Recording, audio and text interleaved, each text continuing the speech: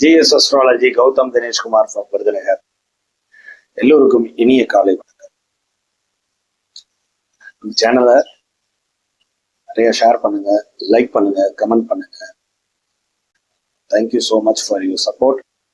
Community போஸ்ட்ல வர்ற question and ஆன்சர்ஸ்க்கு நிறைய பேர் கரெக்டாகவே பதில் கொடுத்துட்டு வரீங்க. ஸோ நம்மளோட சேனல் அதுக்கு மென்மேலும் உங்களுக்கு நிறைய உதவிகளா இருக்கும். சரிங்களா? இன்னைக்கு நம்ம பார்க்க போற டாபிக் என்ன? வக்ர கிரகத்துக்கு பார்வை இருக்கா? அதாவது ரிவர்ஸ்ல பார்க்குமா, இல்ல அதுல ஏதாவது பார்வையில ஏதாவது மாற்றங்கள் வருமா அப்படின்னு ஒருத்தர் நம்ம கிட்ட சந்தேகம் கேட்டிருந்தாங்க.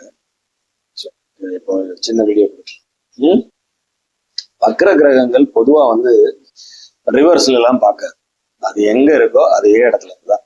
பொதுவா வக்ரம் அப்படின்னாலே சூரியன்ல இருந்து 5ல ஆரம்பிச்சு, சூரியன் இருக்கிற கட்டத்துல இருந்து 5ஆம் இடத்துல ஆரம்பிச்சு 9 வரைக்கும் வக்ரம். லாஸ்ட் வக்ரம் முடியக்கூடிய நிலை 6, 7, 8 நல்ல வக்ரம். சரிங்களா?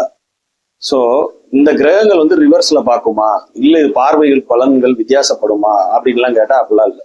எப்பயும் போல ஒன்னே தான். பார்வை பலன்குள்ள எதுவுமே வித்தியாசம் வராது.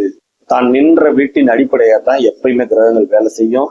தான் பார்த்த இடங்கள் எந்த லெவல்ல அந்த கிரகத்துக்கு பலம் இருக்கிறது அப்படிங்கிறதா மாறும். சரிங்களா? வக்ரம்ங்கிறது ஒரு மறைமுக வலு, அவ்வளவுதான். சற்று இயல்புக்கு மாறிய நிலை, அவ்வளவுதானே தவிர அது ஒண்ணு ரிவர்ஸ்ல பார்க்கும் அப்படின்லாம் இல்லை.